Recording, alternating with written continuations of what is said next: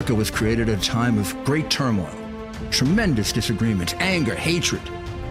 There was a book written in 1776 that guided much of the discipline of thinking that brought to us the discovery of our freedoms, of our God-given freedoms.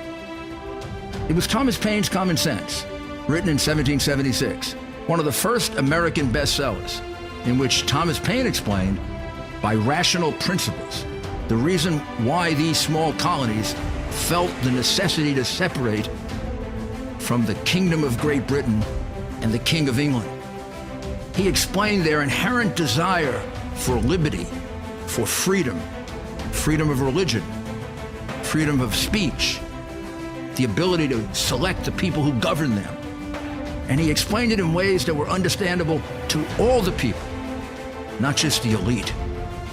Because the desire for freedom is universal. The desire for freedom adheres in the human mind, and it is part of the human soul. This is exactly the time we should consult our history. Look at what we've done in the past and see if we can't use it to help us now. We understand that our founders created the greatest country in the history of the world, the greatest democracy, the freest country, a country that has taken more people out of poverty than any country ever. All of us are so fortunate to be Americans. But a great deal of the reason for America's constant ability to self-improve is because we're able to reason, we're able to talk, we're able to analyze. We are able to apply our God-given common sense. So let's do it. Good evening. Welcome to America's Mayor live from Washington, D.C. I used to say that with great pride, tremendous patriotic fervor, and I am about right now, I think less than a mile from the Capitol. Oh, much less than a mile, Mayor. Much less than a mile? A stone's throw, you could say. We're on Capitol Hill, and it's a sense of great depression, let down, when I consider the Durham report the other day and the testimony today in front of Congressman Jordan's Judiciary Committee. I don't know what was worse, the testimony of the whistleblowers, FBI agents. FBI agents, I feel a kinship with, a brotherhood with. I don't know nowadays, brotherhood and sistership for the female FBI agents, however you would describe that. Please don't take any offense. I just don't know the right way to say that.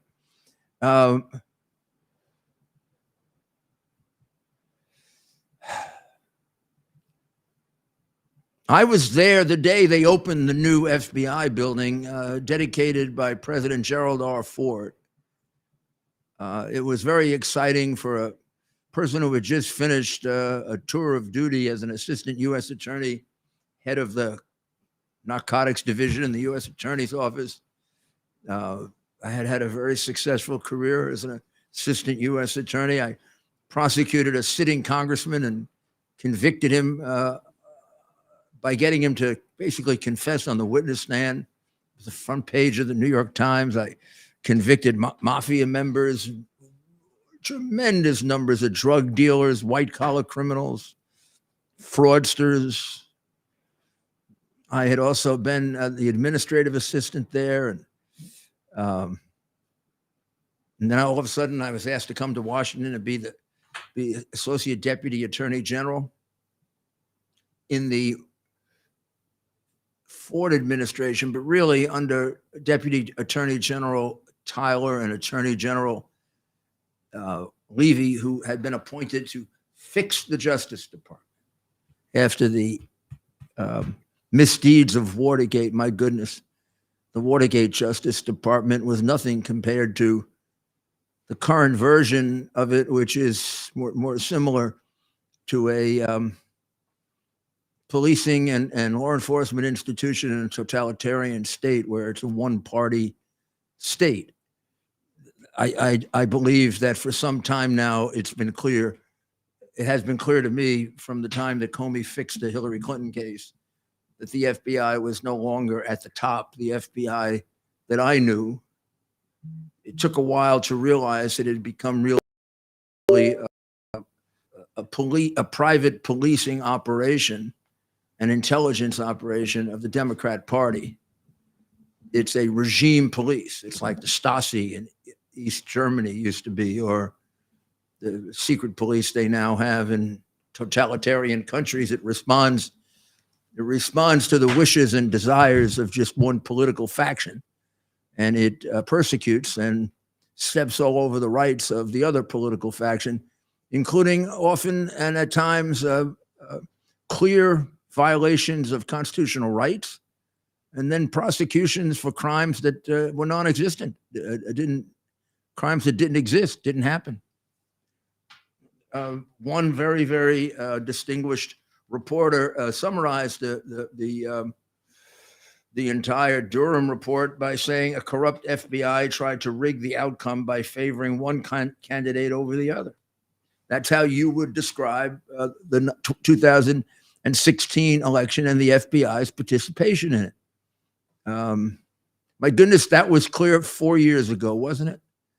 When the first time you saw the text between high-ranking FBI officials Strzok and his mistress, Lisa Page, in which they talked about how they were going to get Donald Trump. And if they didn't stop being president, they had an insurance policy to get him out. And they did have an insurance policy to get him out. And it was attempted, and it was carried out. It was the impeachment. It was the Russian collusion. But what we didn't know right away, even though we knew that, we didn't know that it was approved by President Obama, Vice President Biden. We didn't know that in the summer of 2016, in the middle of the election, in the height of the election, President Obama was briefed by his scurrilous, scummy CIA director, Brennan, one of the principal signatories of the letter accusing the people handling the hard drive of being Russian agents. I was one of them. I was specifically falsely accused by President Biden, for which he's never apologized, even though it's become crystal clear in every area, including in the New York Times and the Washington Post, that it was a legitimately Biden's son's computer containing massive crimes, including inordinate amounts of money that flowed to the Biden crime family, most of it from foreign enemy governments, hostile governments, if you consider China and Russia hostile,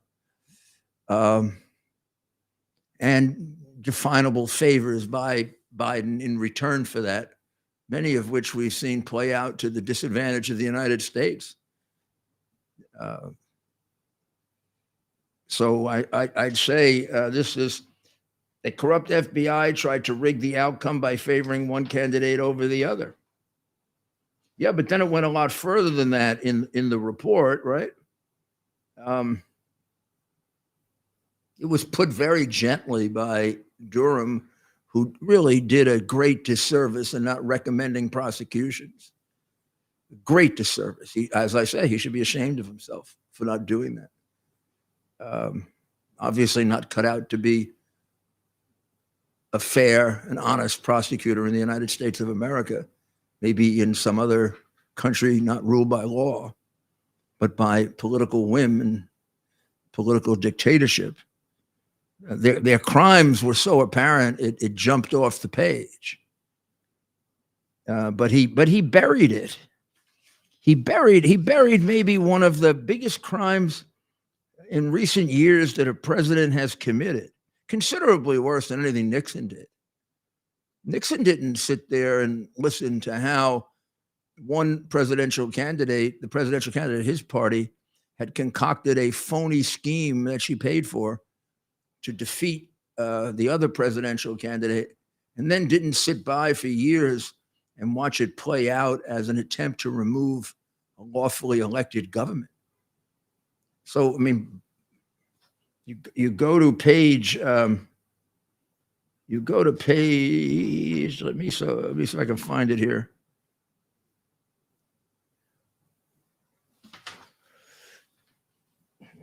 I guess it's about 12 of the report, and it's quite clear that in late July of 2016, Brennan entered the Oval Office with Obama sitting in his crown seat, Biden sitting on his lap, I guess, or being fed by someone, I would imagine. The Attorney General there waiting for her attempt to, leak things to Bill Clinton, and other intelligence officials, all of whom were not working for us, working for somebody else. I mean, they all were more than willing in a very short time to lie for partisan reasons, and to defame others for partisan reasons, and to disgrace their country for partisan reasons. Every one of those 51 people should have their names taken down from any honors or whatever that's granted to them in any of the agencies they worked in. Each and every one of them dishonored themselves, their families in the United States by signing that. But none of these things are being done. Well, Brennan's flat out told the crooks that were sitting there that Hillary Clinton had come up with a scheme to involve Trump with Putin so that she could get emphasis off all the problems she was having with her emails and, smashing up the server and committing perjury. And in other words, all the crimes that Obama had told Comey to fix, which he did. There's no one in the world that would not have been prosecuted for that other than Hillary Clinton, and that order had to come from Obama, who now may start challenging Biden for who was the most corrupt. No question Biden was in terms of taking money, but in terms of distorting government and turning it into some form of fascist, socialist government, kind of on the model that we always suspected he probably liked the most, which is communist. It looks like Biden was a key player. I mean, Obama was a key player. No honest man would have sat there and allowed that to go beyond the conversation.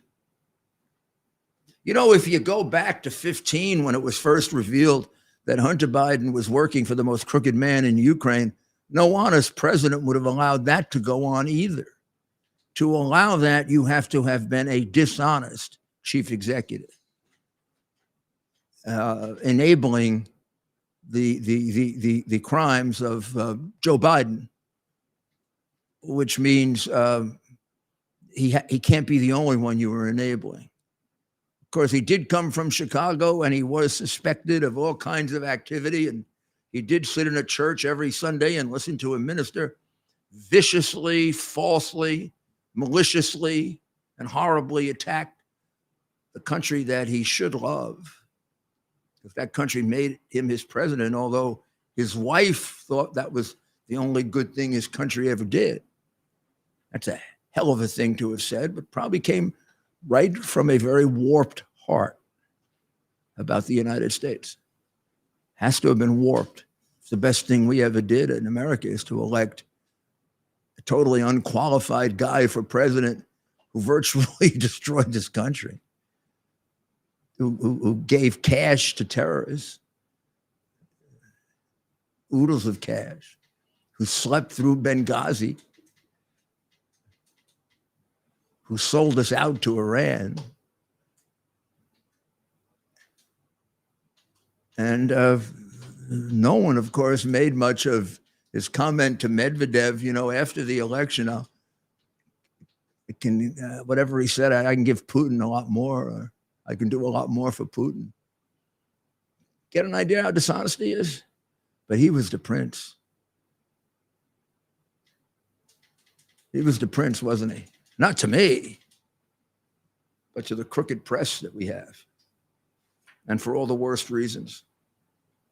Well, today's testimony was not a surprise. Not after the understated, much too little and drastically too late Durham report, but devastating Durham report, which makes it clear that a corrupt FBI tried to rig the outcome by favoring one candidate over the other. I like that brief description from Michael Goodwin. It takes a very ponderous, long report that could have been issued before the 2020 election if the author and the people involved and Barr didn't hold it up on purpose to hurt Trump. Just like he consistently would not investigate any allegation involving Biden, Barr, that is, or election fraud. He would take them and ignore them. I can give you a chapter and verse on that if you'd like to call me as a witness. Well, today we had FBI agents. I always like to see FBI agents. These were the FBI agents I saw today. Reminded me of the men and women I work with. Boy, these people have been kicked. They have been kicked around and kicked around and kicked around. I don't know. They don't know me. I know them in spirit. And given the fact that I've been kicked around and kicked around and kicked around, but you notice I'm still smiling, right? I feel a kinship with them. I do. I feel a real kinship with them, and I honor them. That's Special Agent Garrett O'Boyle and Special Agent Steve Friend and a very impressive field specialist, Marcus Allen.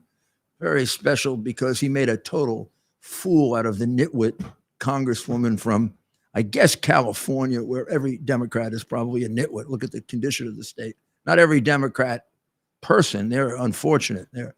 They're either, they don't know it, but they're really subjects. They're not citizens anymore. They're subjects of what is something that is much more akin to a socialist republic than a democracy and a woke kingdom that lives under woke principles, many of which are very, very dangerous for your health and certainly disastrous for your morality. It's good that a person like that made an utter complete idiot and fool out of herself. But that happens every day. I mean, I could spend every day up here. That was true way back when I lived here. You could spend every day up here pointing out the incredible number of nitwits that sit in the Congress. But at a disproportionate number right now on the Democrat side, because they're having to follow policies that are Marxist, anti-American, hateful, dishonorable.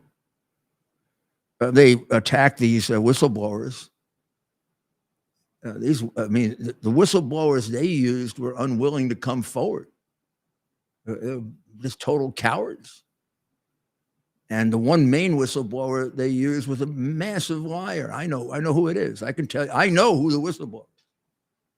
Without any doubt. I know who the whistleblower is. There isn't anybody who doesn't know who the whistleblower is who paid attention to the case. The whistleblower is about as suspicious as you can get. The whistleblower who came forward to create the phony Ukraine extortion was involved trying to frame Trump 4 years earlier, and I've got the witnesses that identify him. That's why dishonest, dishonorable, Shifty Schiff pulled him back. Pulled him back because everything he said could have been disproven if he testified. And number two, it would have been shown that this guy was obsessed with getting Trump. Been involved at an early stage at committing crimes and trying to get foreign involvement in and foreign information to help the Clinton campaign and to obtain false or damaging information about the Trump campaign from Ukrainians, which is A crime if it's Ukrainians, if it's a crime if it's Russians. I mean, the odd part of it is they charge Russian collusion, turns out now to be completely false. And not just false, but please understand this, paid for false. It's a I don't know, Ted, you got a fiction book around here somewhere? It's a fiction book. It's a complete work of fiction paid for by Hillary Clinton. There's a battery that's running low. And it's not mine. My battery is really charged up. Did you know that? Being here in Washington may make me depressed in terms of my spirit, but it makes me fight back.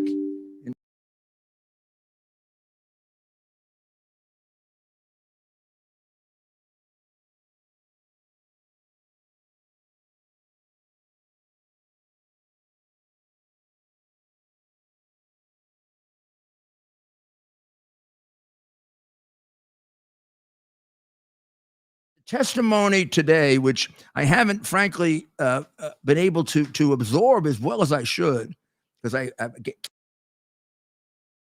absorb the key parts of it.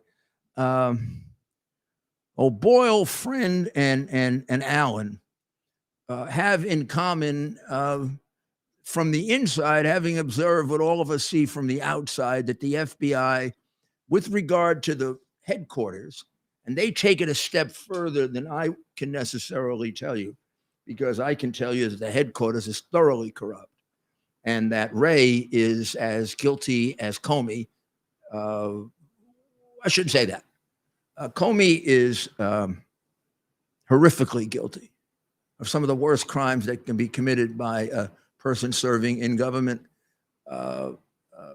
knowingly freeing and allowing a major criminal at the highest level of government to go free, Hillary Clinton, and then attempting to frame an innocent man, Donald Trump, when he knew from somewhere around August 1st, 2016, that what he was pursuing was untrue and that it was a concoction of Hillary Clinton. He was told that by the head of the CIA, yet he allowed his worst agents, Strzok and Page, who had a psychotic hatred of Trump, to go ahead and pursue. And there's no accident that their first preliminary investigation, their second full investigation, yielded no evidence of Trump or Trump campaign involvement with Russians. It was put by Strzok as there's no there, meaning there's no evidence. It was also put that way in a memo. I don't want you to think we got to deal with ambiguities. But then they went ahead and started a second investigation, came to the same result. And then as Durham made clear yesterday, they started the $40 million investigation without an iota of evidence that Trump did anything wrong. And then when they got a piece of evidence, the original FBI agents who got it disregarded it. And it was only Strzok that took it up and went with it. And he didn't do a preliminary investigation, but instead started a full investigation. And then Durham compares it to all the times that he stopped investigations of Clinton, including disgustingly stopping investigations of the completely fraudulent Clinton Foundation, time after time. So there's no doubt then that agents like O'Boyle and Friend,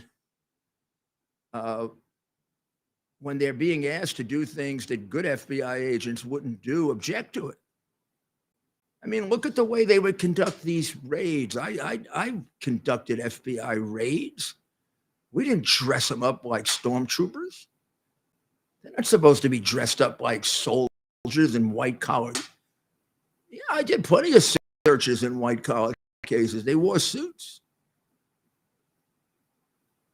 I don't remember arresting mafia guys with them dressed like that.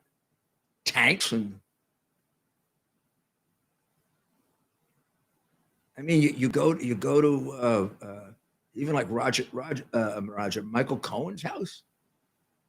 Michael Cohen's a pretty bad guy. He's a perjurer and stuff like that, and a fraudster. You don't go to his house at 5 in the morning dressed up like stormtroopers and raid him.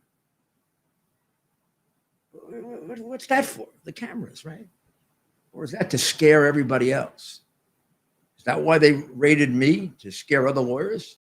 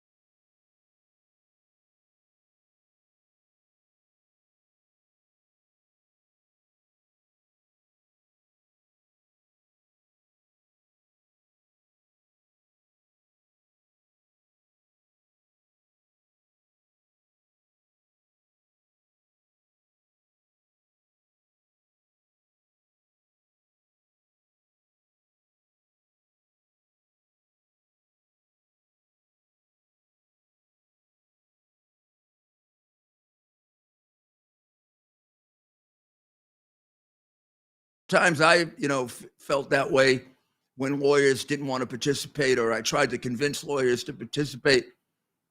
And when they wouldn't do it, I wouldn't push too hard.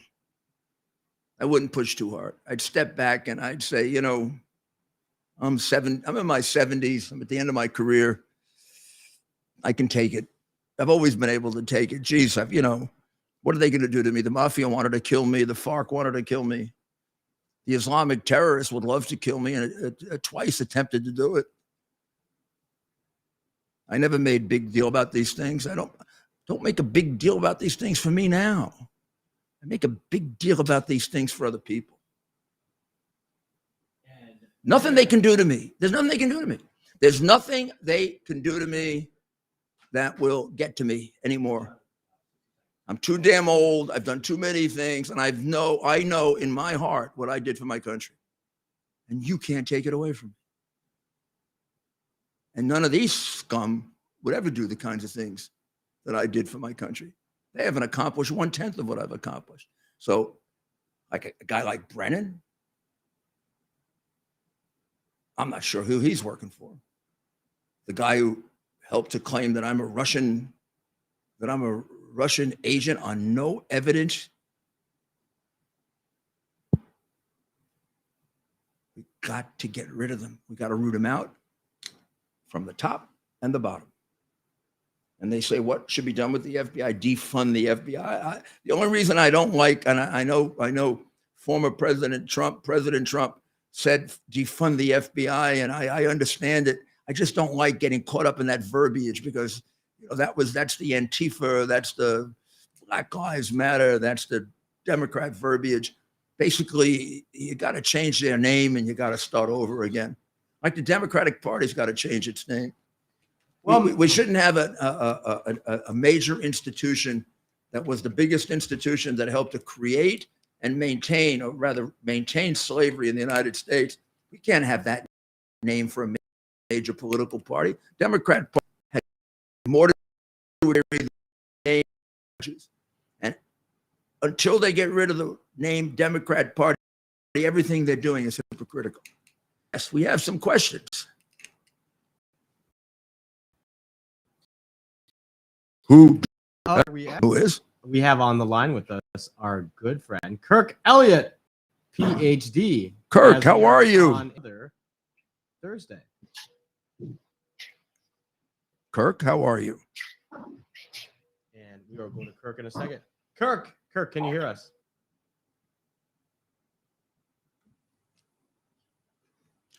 And so we'll stand by there for Kirk. I'll stand by. I'll continue, and you get Kirk, and I will bring up the border, the reaction to the change, from Article 42. I guess the new one is 8. We described the process. I have a chart for it, which maybe tomorrow night, if there isn't a lot of breaking news, we'll go through. Kirk, can you hear us? I'll try to do it in like 3-4 minutes, because it's quite a convoluted process. And we're starting to see floods of illegals coming in. But we'll, after these important words from Kirk, which are so important for you to please pay attention to, and at least take the first step. Please promise me you'll take the first step, meaning you'll talk to him and his people, and it'll maybe lead you to them, maybe lead you to someone else, or maybe lead you to make another decision. But this is extraordinarily important. This heart. Kirk. I am. Kirk, how are you? I'm doing well, sir. How are you doing? I'm doing well. I got to ask you both with regard to our specific project, but also in general, because they connect together. It looks to me like some of the things you've been talking about are slowly, unfortunately, but surely taking place, and the economy is beginning to really, I would say, even worse than sputter. Well, I wish I weren't right. on that one, but But you are. I wish you weren't too, but yeah, I'm going to tell you, Kirk, you're right about it. You're right about it. yeah. I mean, that's the sad reality. I mean, we've been talking a lot over the last few weeks.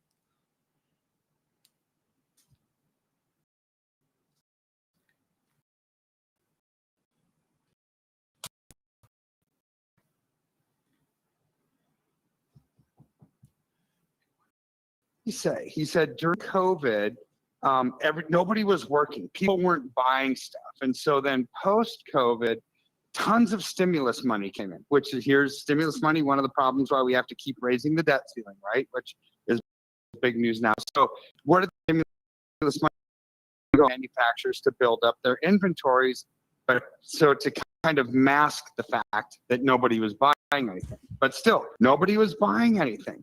So now his warning was pretty dire. And this is I've never heard this kind of language come out of Warren Buffett before, because I've listened to his shareholder meetings. He's typically like the globalist Democrat. And what he said, though, was post-COVID, after they build up inventories with nobody buying, now these companies have massive inventories and nobody's buying them. So inventories have it goes like it's obsolete after a year. So they got to sell it. So you're going to have 50% off sales, 75% off fire sales. The margins, the profit margins for earnings or the stock market could collapse, right? So this was his warning from one of the greatest investors that this generation has seen, right? But this matches the warning of Janet Yellen. Political GOP, you got to raise the debt ceiling. You have to raise it because if you don't, the stock market could come down 40%. So I hear that. It's like, wait a second. The stock market's not coming down because you don't raise the debt ceiling. The stock market's coming down because during the Biden administration, higher taxes, higher interest rates, higher inflation, nobody's spending. The stock market is a function of revenues. But in a pre-election cycle, politicians can't run on, well, we were so bad at running the economy that it shut down during my watch. Please vote. Of course kind not. of a campaign. No, so she's now blaming it if the stock market collapses, which it is going to come down because of the fundamentals of the economy, not because of the debt ceiling issue. So here's where they're going to blame it on the other 101. I don't know how they can. Problems. Can I just ask you?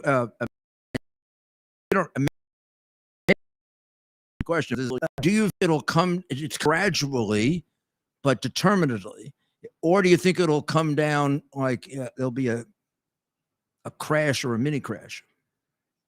I think it's going to be a crash. So Ernest Hemingway, one of the most prolific authors of all time, basically an interview with him. The interviewer asked, "Hey, Ernest, how in the world did you file bankruptcy?"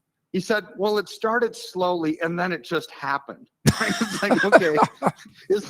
So, I mean, how appropriate is that? I'm sorry.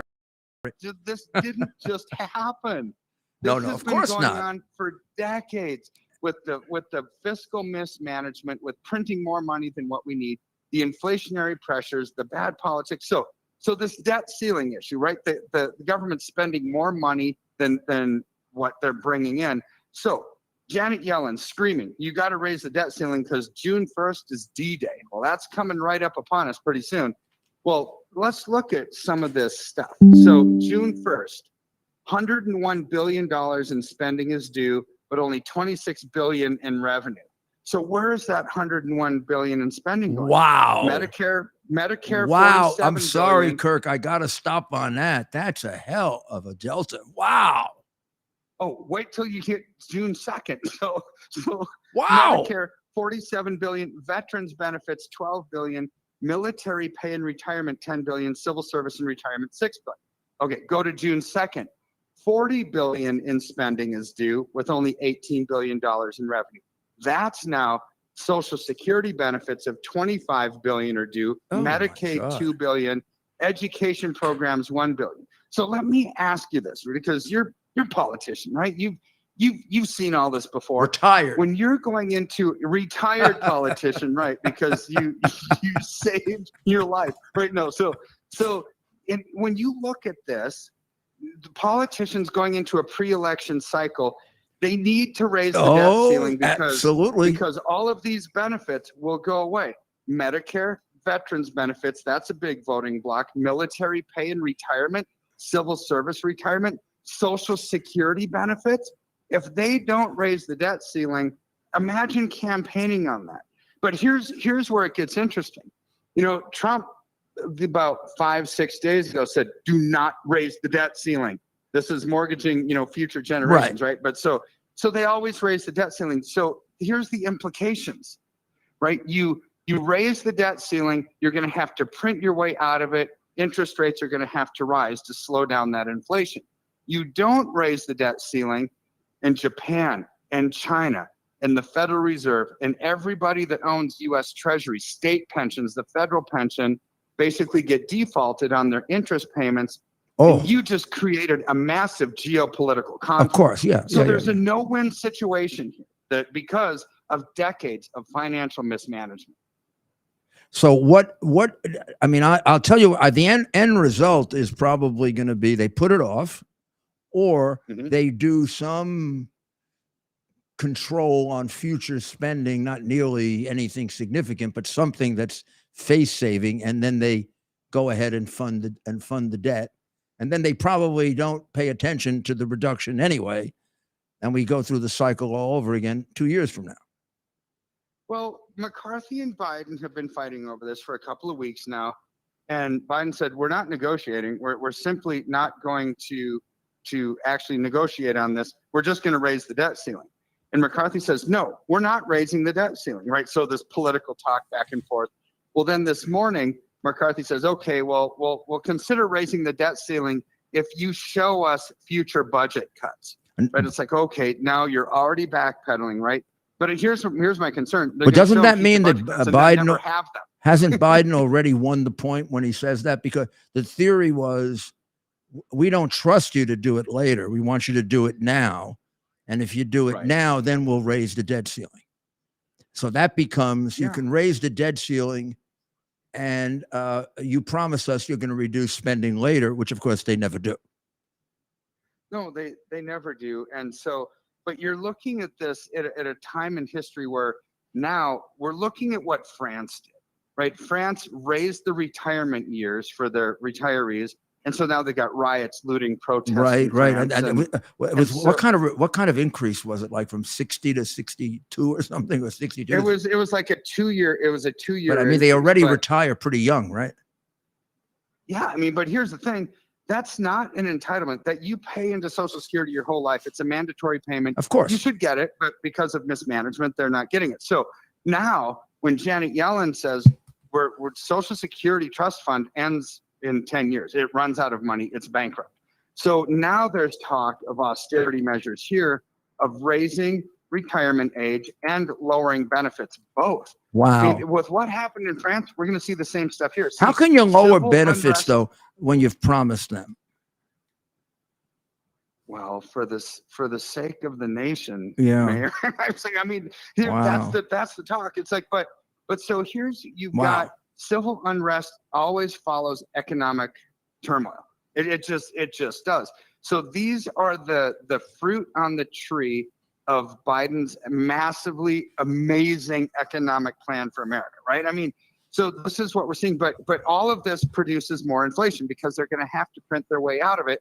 So the question then becomes, how do you protect yourself in an inflationary environment? Well, it's what we've been talking about for the last few weeks. Tangible assets do really, really good. And I should say that differently. Debt-free tangible assets do really good because real estate is a tangible asset. However, when it's a function of borrowing money from the banks and banks are running out of money and a rising interest rate cycle, people can't afford to borrow. So real estate actually is going to hit the skids. But debt-free tangible assets like gold and silver that you just pay cash for, you don't finance it, Those things go through the roof in an inflationary environment. So this is where people, when they reallocate, when they reposition into strength after they've identified the trend, you can still have a smile on your face and grow and thrive and be in a place where your money will outlast you rather than you. This was a remarkably brilliant analysis, Kirk, and very much in the general interest. But now I want you to give people some advice on what they can do to help themselves, which you are in a position to help them with. Well, this is what we do. This is what I've done for 29 years, right? Is strategically map out a plan to take advantage of the trends that are in front of us rather than the trends take advantage of you. So call our office, 720-605-3900. That's 720-605-3900. And just say Rudy sent you. And what we'll do is we'll set up a time to talk, listen to your fears, your concerns, your dreams, your aspirations, your goals, and map out a strategy where you can thrive. Or simply go to our website, kirkelliottphd.com/Rudy, and just fill out the little form, said, hey, you want to talk to one of us, and myself or one of my advisors, and we'll map out a strategy for success. Because here's the thing, Mayor, there's no such thing as a bad investment. There's just bad timing for investments. During times like Trump and Reagan years, what did they have? Lowering taxes, lowering interest rates, and job creation. Amazing. That's when the stock market booms. But now under this administration, we've got rising taxes, rising interest rates, to slow down inflation they're creating by printing money out of thin air. And they're not creating jobs, they're shrinking jobs, right? So here's where we can take advantage of that, because there's certain times when stocks are good, certain times when bonds are good, certain times when gold and silver are good, and certain times when they're not. And I tell you what, during this time in history, tangible assets like gold and silver are thriving, and we just need to take advantage of that trend. And people, what you can do is then tailor recommendations to, let's say, my specific problems, issues, desires, because you really can't do this in general. Everybody is different. Everybody has different goals, different amounts of money, different kinds of assets, different sets of problems. It really requires a conversation with experts, right? Absolutely. They're at different ages, close to retirement, far from retirement, debt, income needs, growth needs. I mean, everybody's different. So anybody who uses a cookie cutter approach is just wrong. Yeah, of course. You can't do that. Yeah. And I got to tell you, the people that have gotten back to me, that have taken advantage of this, have all said one thing uniformly: the people that you have are remarkably good and remarkably nice. Well, thank you for that. I mean, I'm biased. Don't be scared. I mean, sometimes people, sometimes people people get intimidated because whenever they call up, like credit cards or whatever. Yeah. 1 for this, 2 for that, 3 for this, 4 for that. This is not like that. You're going to get very, very good service. You're going to get good advice. You probably should follow it. But even if you don't, it's going to enlighten your viewpoint. So this is worthwhile doing. I highly recommend it. And we'll be talking next week, Kirk. You have a good week. All right. Sounds good, sir. You too. God bless Thank you, Kirk. God bless you, Thank Kirk, you. for what you're doing. You really are doing a public service. God bless you. A man's remarkable, isn't he? I mean, I love listening to his analysis of the economy, and I know he has a business and he wants to sell something, but I think it's remarkable that he spent so much time on the economy in general. And I got to get him to get it down to call 720-605-3900. Okay, That's right. And Mayor, Rudy sent you. Rudy sent you. That's a good one. Maybe they're even nicer to you. I don't know. I don't think so. I think they'd be nicer to you anyway. But at least that's nice for me if you do that. He'll see how important I am, right? So you go 720-605-3900 and get into this thing about, how at different times, different investments, materially different investments are really more sensible. And probably most of you don't have as much experience with investing alternatively in silver and gold. And Kirk knows both sides of it. And right now, he is what's the best way to say this? More inclined towards silver because he thinks it has a sharper path of increase, but not at all opposed to the idea of gold, if that's what you want to do. But I think you should listen to why that would make sense right now. And right now, you remember, we got a year and a half to go until the next election. We've got really 2 years to go before there'll be any real change in the economy as a result of that election. And then probably even longer when you consider this all. I'm thinking to Reagan and Trump when they made their, and I've lived through both, when they made their changes in the economy. It took Reagan a couple of years. In fact, Reagan was very unpopular his first year in office. The economy was in terrible shape. He had trouble in the mid-year elections. And then all of a sudden, morning in America. I think it took about 3 years. I think I'm about to have to go back and I'll go check it. I hate to give you any kind of information that's even slightly off on the economy, but I think I'm right. It was about 2.5 years. I may be thinking to myself, I came into office, the economy was terrible. We had 10.5% unemployment. We had 75% of people wanted to leave the city. We had more people on welfare than ever before and going up. We had a deficit that was 4 times what I was led to believe when I was running, and then turned out to be 6 times.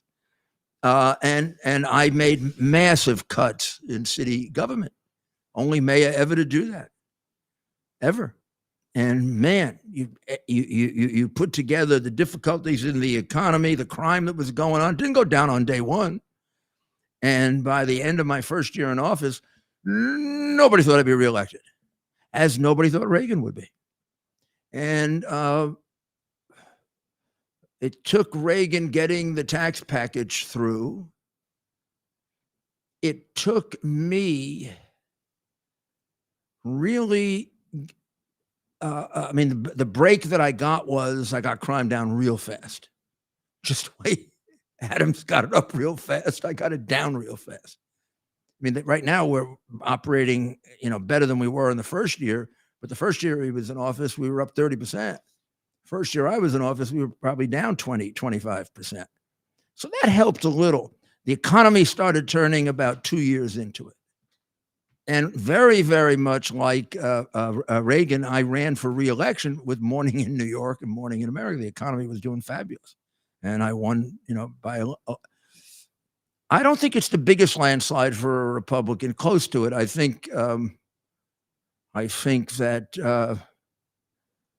LaGuardia and Bloomberg probably about the same, but always Republicans. They're the ones who straighten things out in New York, by and large in cities. Democrats are horrible with cities. And with Reagan, it took about 2 years. So the whole point of that is the situation you're living under, you can be living under, figure for 3 years.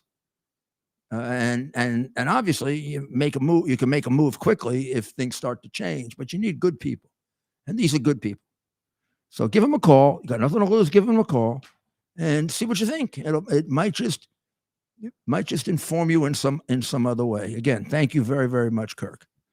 And now, anybody else on the line? Well, Mayor, we have a special call. Let's go to Lena.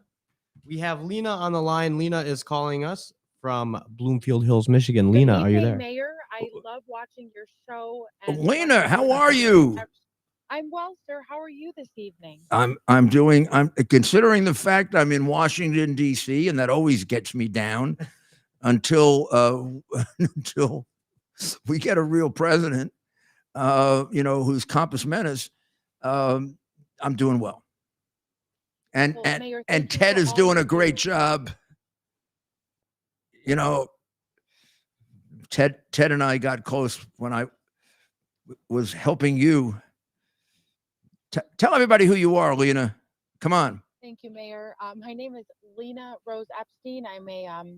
I'm a Jewish conservative out of Southeast Michigan, and I run the 6th largest women-owned business in Michigan. God bless you. And Lena is a force of nature.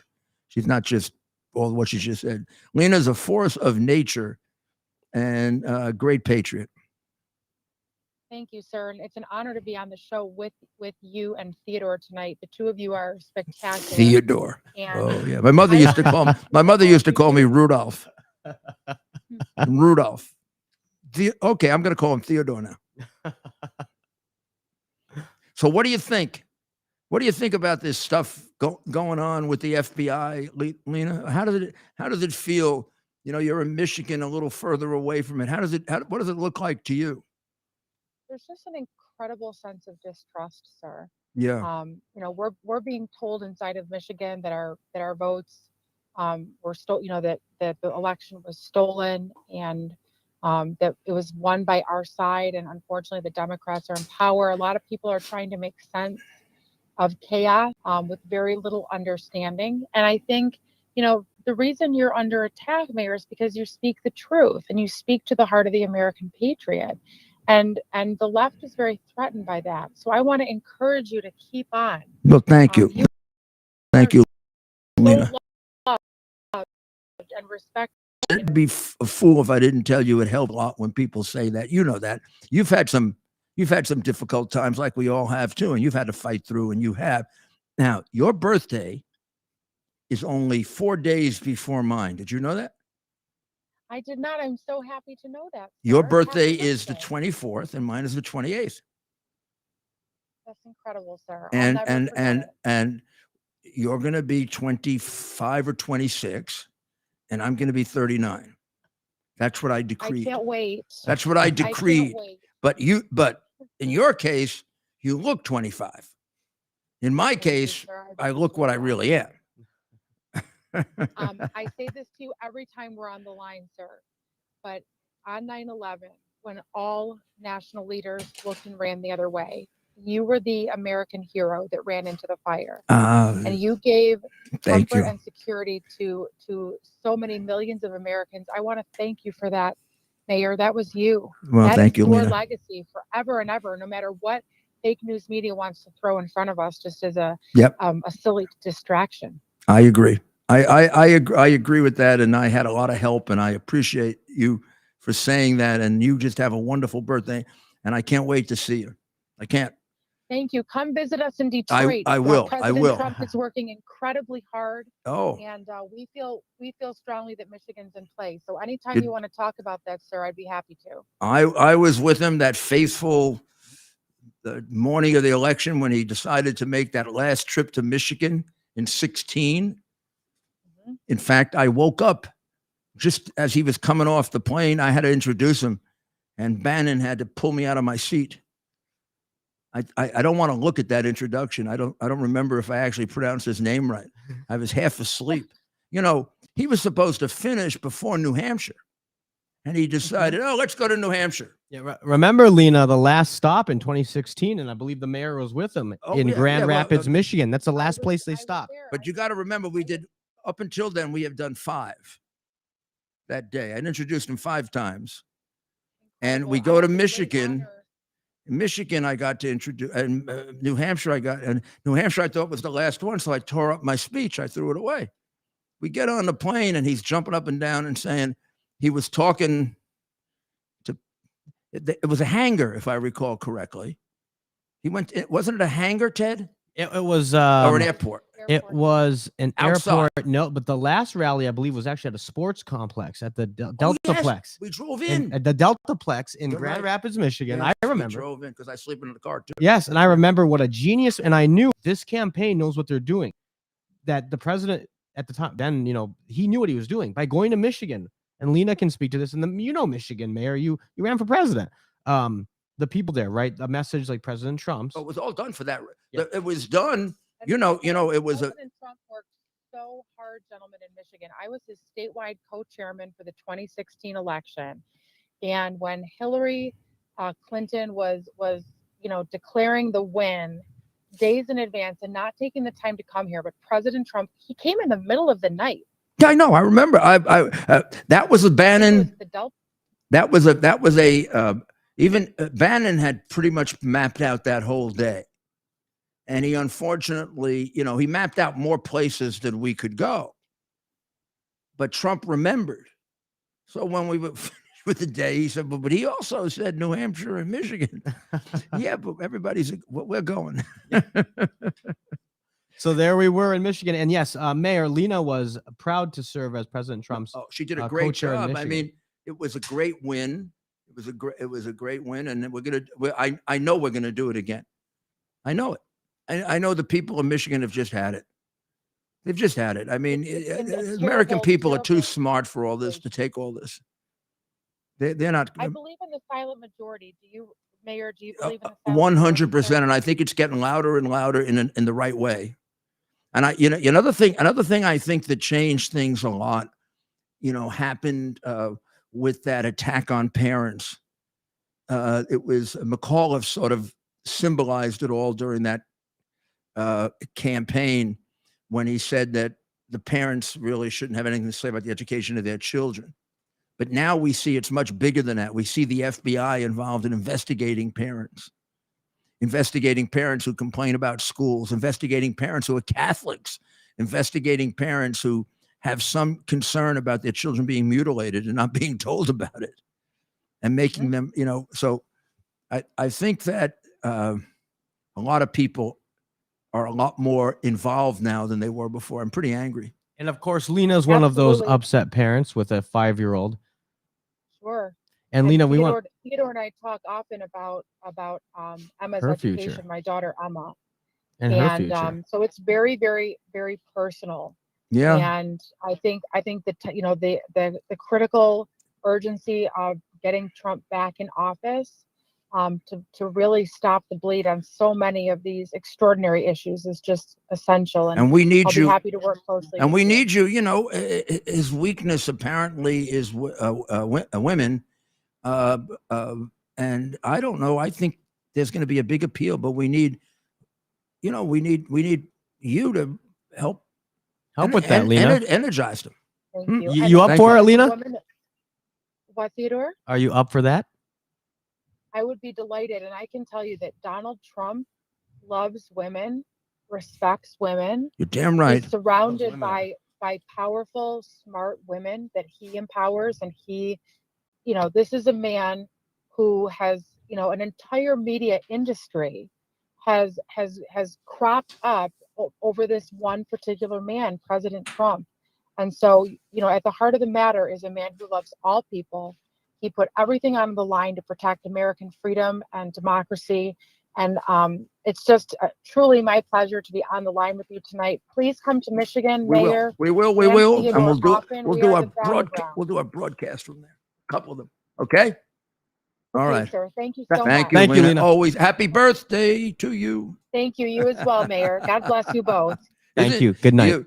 You guys, when we get our video capability, which we're going to have in a few weeks, you're going to see how remarkable this woman is. Very professional, very, very smart, and she's beautiful. Very kind. Well, Mayor, we have a clip I know we wanted to play. We now have it uploaded. This Sanchez. I think this is in my dopey congressperson file. Shall we play it? Yeah. This is what happens. Set it up for the This is what happens when you are a vicious, malicious liar and person who sets people up. You make drastic mistakes like this. And they're trying to say the Republicans are against the FBI because Republicans are talking about reforming it, changing it, defunding it. Look, is there anybody that's more in favor of the police than I am? I bet not, right? I bet not. I mean, I know that because I get criticized all the time by the other people for being too pro-police. And I grew up in a family with 4 uncles who were police officers, 2 cousins. Many of my friends became cops. From the day I started working after being a law clerk, I was in law enforcement. Every major case I had, even when the FBI and IRS, the New York City Police Department was right at my side, I was their boss for 8 years. I was the commander in chief. And I used to be accused of being the other police commissioner by interfering too much. And I did because I love them. I wouldn't let them go to the hospital for something serious without my being there. I used to keep clothes next to me at my bed so I get there fast. God forbid they didn't get the best of care. I love them. I still put 70 of them in prison when I was a prosecutor because they violated their oath of office. I know how to clean out. It's part of the Knapp Commission. There's a movie about it that you may want to see someday about how the New York City Police Department, it wasn't as bad as the FBI is now. Well, it was in the sense that it was more systemic. I will say that. It got down to the lower ranks, and we'll talk about that sometime. The issue here is easier in some ways. It's at the top. I'm not saying this to suck up to anybody. I don't suck up to anybody. I probably should. I wouldn't be in all the trouble I am if I did. But by and large, the FBI is a group of wonderful men and women. I mean, this is not a matter of having to clean out the entire FBI. It is a matter of having to clean out the entire headquarters of the FBI. And I need to do more work on this, but from what I heard today and the other day and down here, maybe the Washington office too.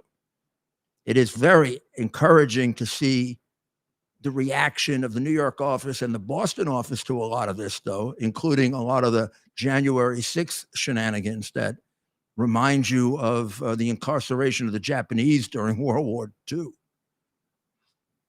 And I'm not saying some of them didn't commit crimes, but there are only a certain amount of things you can do to people who commit crimes.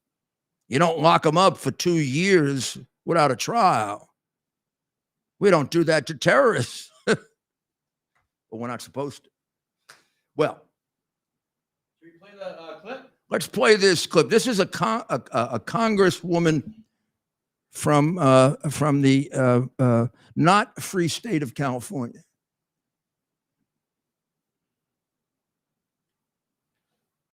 Alan, have you ever used Twitter? Yes or no?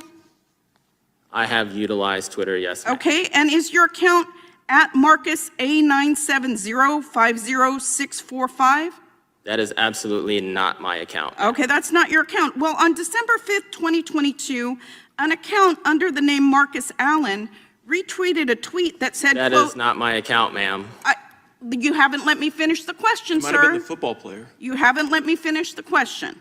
And the time is mine. On December 5th, 2022, an account under the name of Marcus Allen retweeted a tweet that said, quote, Nancy Pelosi staged January 6th, retweet if you agree, end quote. Do you agree with that statement?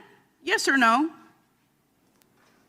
That is, I don't, no ma'am. That's not my account at all. I'm asking whether you agree with that statement, yes or no? Can you please rephrase the statement? Yeah. Do you think that Nancy Pelosi staged January 6th? I just want him to answer this last question. Yeah, he'll answer. I'm just telling you your time's up. Do you believe that Nancy Pelosi, do you agree with the statement that this person tweeted that Nancy Pelosi staged January 6th? Yes or no? No. So she thinks she's got a gotcha moment because she finds a Twitter. Can you believe that? What a stupid moron. She's got the wrong Twitter account. I mean, you could read him 100 Twitter accounts and ask, Rudy Giuliani tweeted today that Joe Biden is the dumbest person he ever met. Do you agree with that? Probably say yes.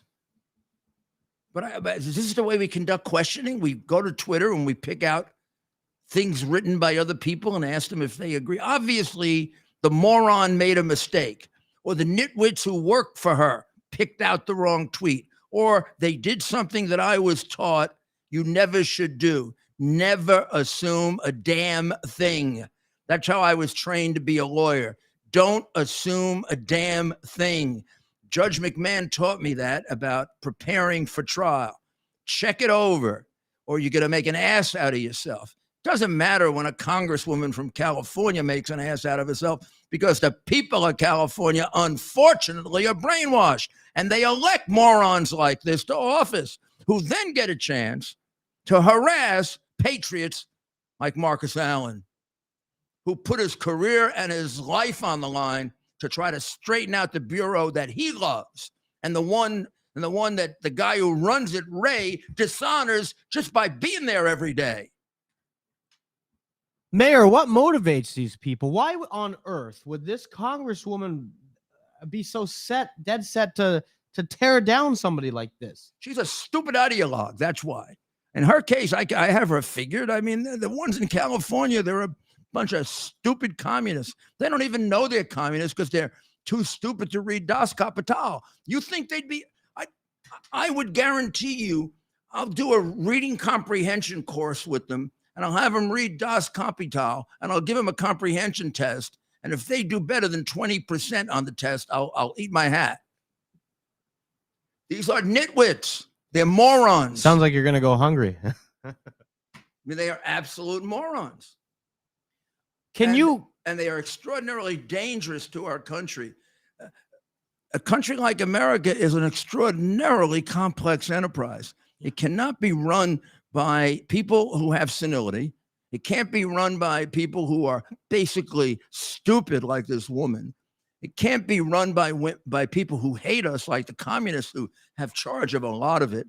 And it can't be run by people who are too damn interested in money than anything, including patriotism, which includes right now the entire Democrat Party. Because if you were a patriot, you wouldn't stand a single day more with this incompetent moron with his hand near the button. And I don't know what you do about Harris, who has her own problem, but right now we got only one president. And he doesn't have a brain. And it's bad to have a president without a brain. It is put better in the 25th Amendment, where it says that he should be removed if he's not capable of carrying out the duties of his office. It's hard to carry out the duties of your office when your brain is bleeding out of the back of your head. But Mayor, before we go, can you in your words, which I know you've done, but maybe in just a few minutes, can you kind of give your, I don't know if it's a conclusion or just thoughts on today's hearings? Thoughts on today's hearing is it's an anticlimax. It's like an epilogue in a book. The book ended yesterday in terms of the FBI with the Durham report. The Durham report, which is, 1,000% understated, but still dramatically damaging, destroys the FBI. It reveals it as an organization that directly attempted to fix the 2016 election by assisting Hillary Clinton in what they knew was her effort to create false information about Donald Trump and to pay, through her law firm, laundered to global, whatever it is, global enterprises, to steal. And now if you go through it, and now you get into really unbelievable stuff. Steele didn't write it. Danchenko, who's a Russian spy, wrote some of it, but most of it was written by a Democratic operative named Dolan, who first denied doing it and was lying, and then admitted he did it, and with the help of a Russian woman. None of them writing anything that amounted to facts, and either denying ultimately what they wrote, saying it was untrue, or saying it was gossip that they had gotten, but they couldn't remember where they got it. So there was, there's no support for anything in the Steele dossier, and there was significant direct contradiction of it, both externally, like, for example, they said that Michael Cohen went to Prague to meet with Russians. Well, Michael Cohen was in Los Angeles that day. And that's significant because it shows what a damn liar Comey was when he said, well, you really couldn't corroborate it, which is why he excuses himself for lying and signing that it was verified when he had to admit that it was never verified, but it couldn't be verified. Yes, it could. He could have called up he could have called up the passport office and said, would you take a look at Michael Cohen's passport? Was he in Prague on da-da-da-da? Answer would be no, Mr. Director. Oh, strike one. Then he could have looked and read the thing, which he probably never did because he is a phony, lazy liar. And he could have asked, gee, it says here that they had a meeting in the consular office or the district office in Miami. Hey, it'd be good if there's something we can corroborate on this very sketchy report. Why don't we call down there and see what kind of records do they have back on May, blah, blah, blah. And then one of his little assistants, because he's probably too lazy to do it himself, one of his little assistants would run back and say, boss, I don't know how to tell you this, but there is no such office. Oh, was there one back then? No. Oh, my goodness. Steele lied about that, too. Wow. Oh, and by the way, he's got a history of being a liar. We checked him out a little bit. Oh. He's writing this stuff about Russia, right? And the kid would say, yeah. Well, I checked the last time he was in Russia. The kid would take a while to come back.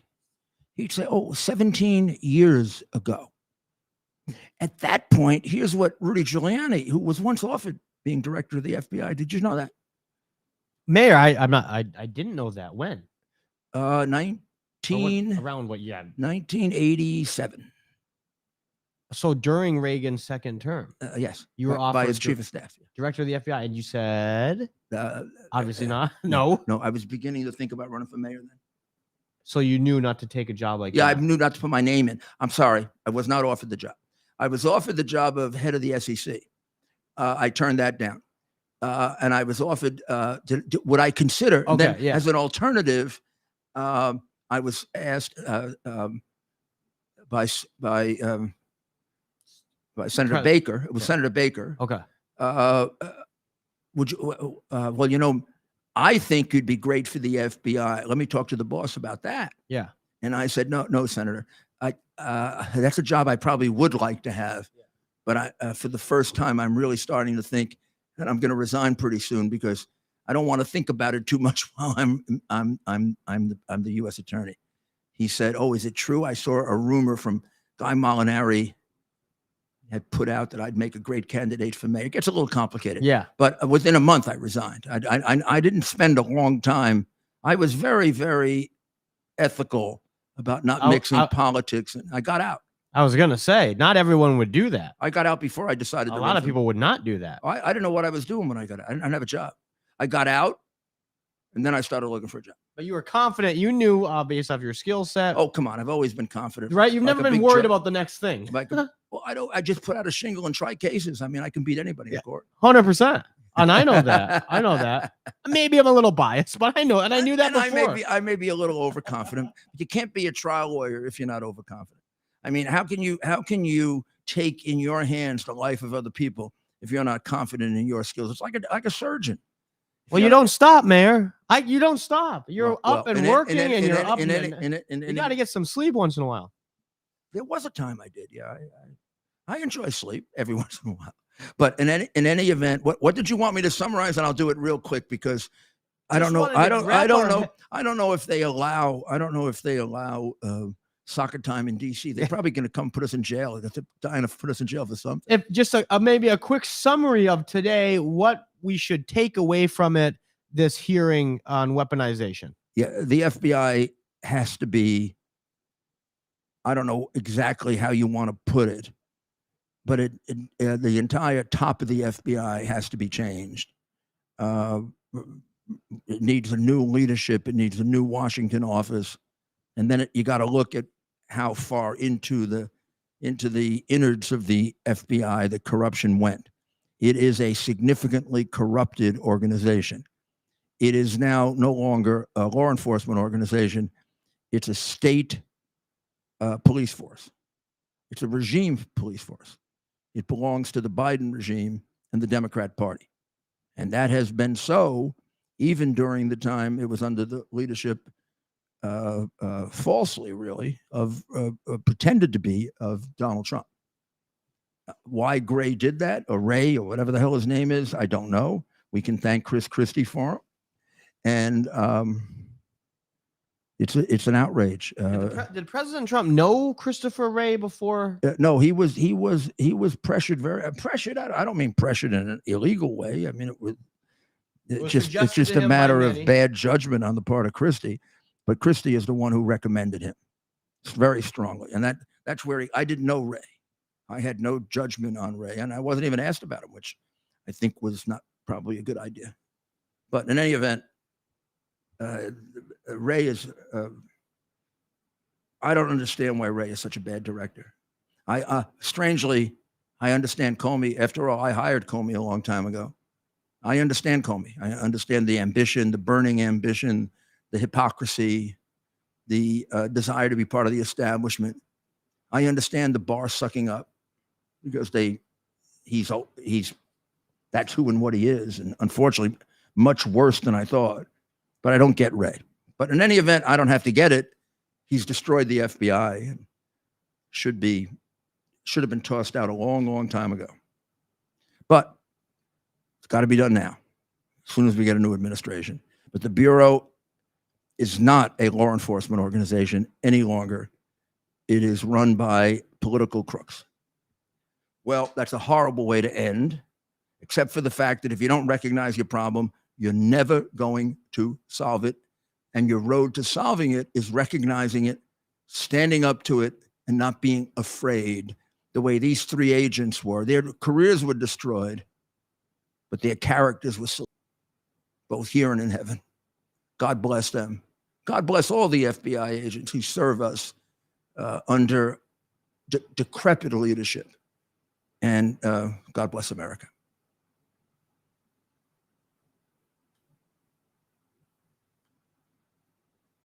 Our purpose to bring to bear the principle of common sense and rational discussion to the issues of our day.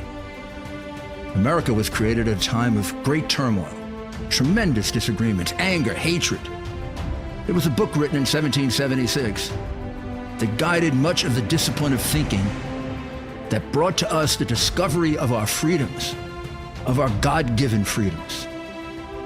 It was Thomas Paine's Common Sense, written in 1776, one of the first American bestsellers, in which Thomas Paine explained, by rational principles, the reason why these small colonies felt the necessity to separate from the Kingdom of Great Britain and the King of England. He explained their inherent desire for liberty, for freedom, freedom of religion, freedom of speech, the ability to select the people who govern them. And he explained it in ways that were understandable to all the people, not just the elite. Because the desire for freedom is universal. The desire for freedom adheres in the human mind, and it is part of the human soul. This is exactly the time we should consult our history. Look at what we've done in the past and see if we can't use it to help us now. We understand that our founders created the greatest country in the history of the world, the greatest democracy, the freest country, a country that has taken more people out of poverty than any country ever. All of us are so fortunate to be Americans. But a great deal of the reason for America's constant ability to self-improve is because we're able to reason, we're able to talk, we're able to analyze. We are able to apply our God-given common sense. So let's do it.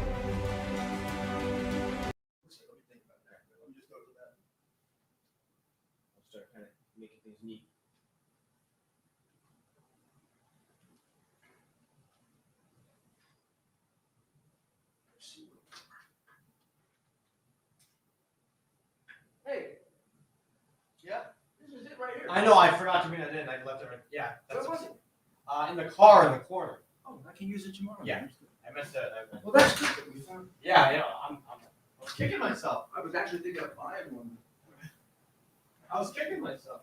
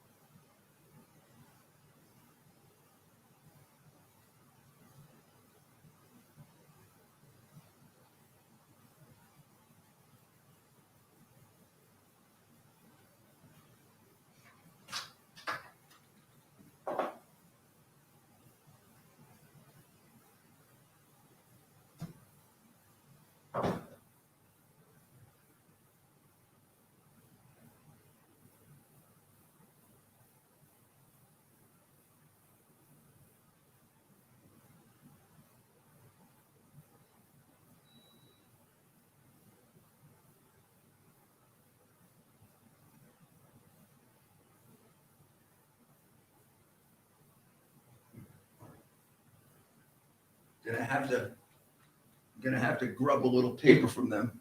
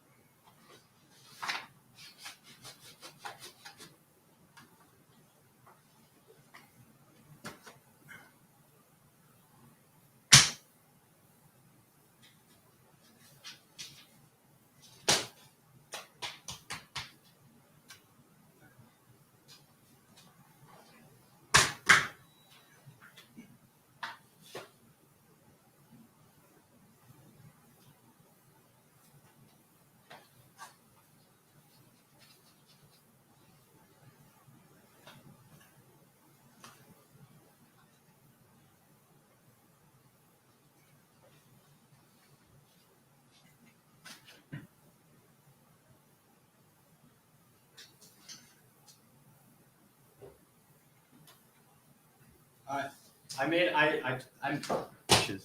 them. They're making the food again because I told them. Where are we gonna have it? Here, there, tomorrow? I'm so annoyed because I told them bring it up because we have our show and I wasn't gonna leave you during the show, right? Yeah. But excuse my language. And but they're doing it. The thing is, they're doing it. They're making it fresh. But it's just like I don't understand why you couldn't just brought it up. You're a hotel. You're a hotel. They're jerks. And let's see, what are we gonna leave? I gotta take some things with me. Yeah, it's your room, your stuff for your room, right? Well, I think I can leave this here. Leave this here. Leave that We'll there.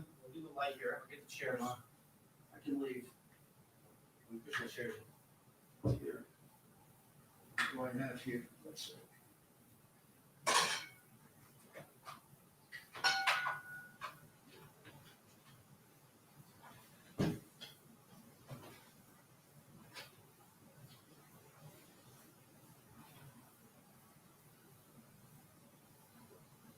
Yeah, we'll leave the light here, right?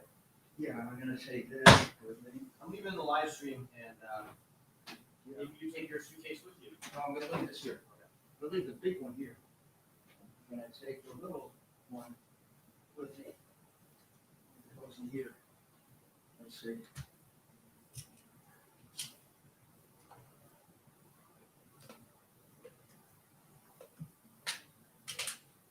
No, I'll leave this in here.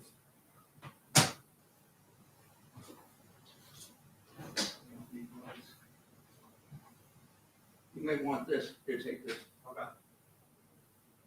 It may help with what we're doing.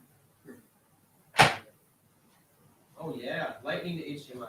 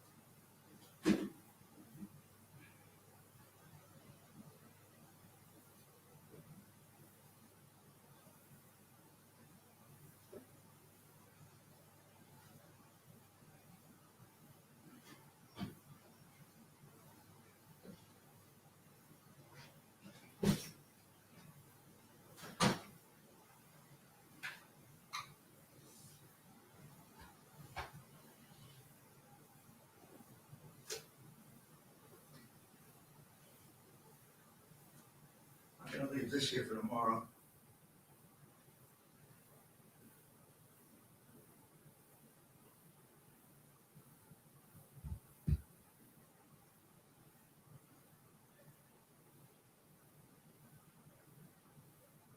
You got my phone? Yeah, put it right there. So we can leave a lot of this down here. I can bring the food. I'm gonna go pick it up in 15 minutes. Okay, you'll bring it upstairs? Yeah, I'll bring it to your room. What do you want? Pizza, quesadilla? What do you have? I got a pizza, Pizza, that's fine. quesadilla, and chicken wings. That's fine. Bar food. Do you see where my briefcase is? It was here. Oh, right here. Okay, I'll shut this stuff off. let me see what I can do with that. Hold it. Here. All right, that's good.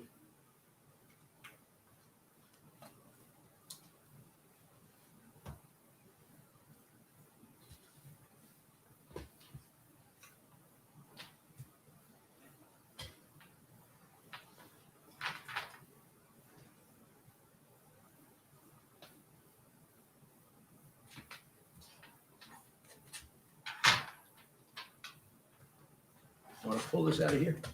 Wherever it goes. Oh, you don't? No. You're going to want to keep this for tomorrow. Yeah.